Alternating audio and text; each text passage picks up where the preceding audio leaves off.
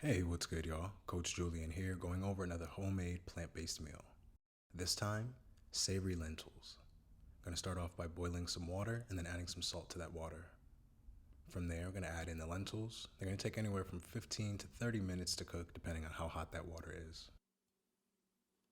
While those lentils are cooking, it's time to get our other ingredients prepared. I'm gonna start off by dicing some ginger. You have the option to leave the skin on if you'd like. You also have the option to finely dice this or puree it, use a variety of other tools, or you can leave it rough if you'd like to. What we're going to do is put these in the dish with enough time for them to render down and really cook out and get that flavor throughout the dish, so it won't be too strong, though we will get the benefits of the ginger. Another optional ingredient is to add garlic. From here, I'm going to dice an onion. I'm using a red onion in this case because I like the flavor of it, but you could use any type of onion that you'd like, or perhaps a variety of onions that'll always give you a really nice blending of flavors. Starting off, gonna go with my vertical slices, then horizontal, then widthwise to get my dice.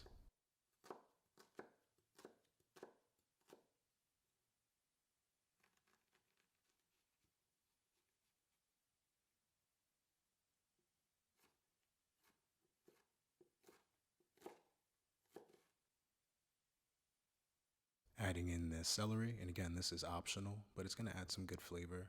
I don't always use celery, but it is in season, and it's better than getting some of these other ingredients from the grocery store.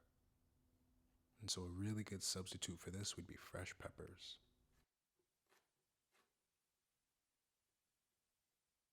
Another optional ingredient is going to be dry jalapeno. Oops, this one went a little bad. It's okay, let's try that again. So, adding in our dried pepper, this is going to add really good flavor and heat, and you can get this from the store if you'd like or dry them yourself.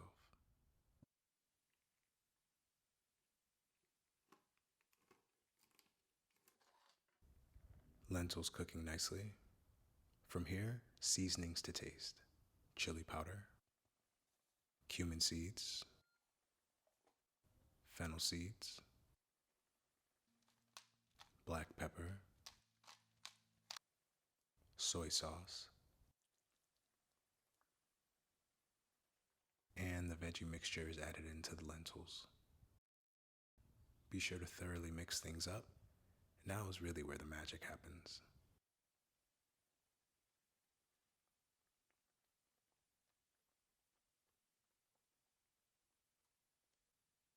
Slicing cherry tomatoes in half.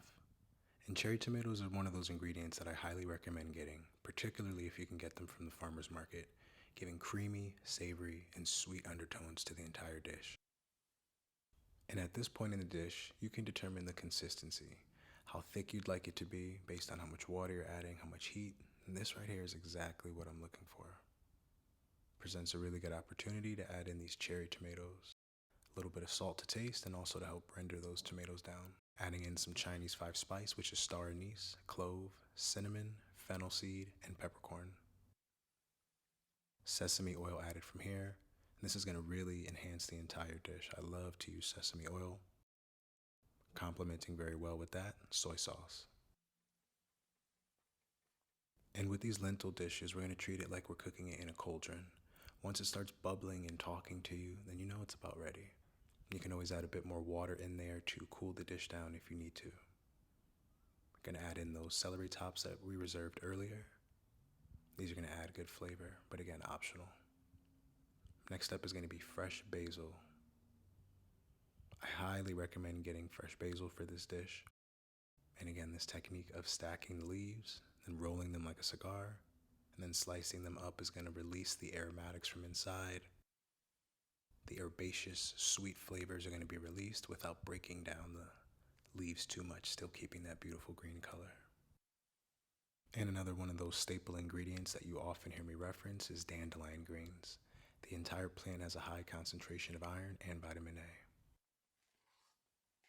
From here, I'm going to stir about the dish, and I want to crush up the cherry tomatoes to release their juices within the entire mixture.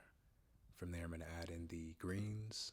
They don't really need to be cooked, just leave them in there with the residual heat last few minutes. For the dandelion greens in particular, to release the bitter flavor that they have when they're raw. And this is the consistency that I'm looking for right here. You can see that it's thick, but it's not heavy. It's a real light dish. And this little trick right here, glossy and smooth finish. Take a look at this.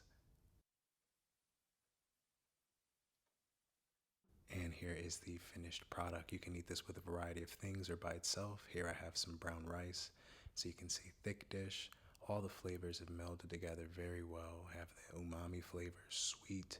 The ginger's been added in and just adds a really nice root and earthy flavor to the entire dish. And I had to say, when I ate this, it was reminiscent of a fancy burger, or at least I found myself thinking about that. Maybe I've just been plant-based for a while, but nonetheless, this dish is where it's at. Check out for more of these coming soon. JulyLionWellness.com. In the meantime, peace, y'all.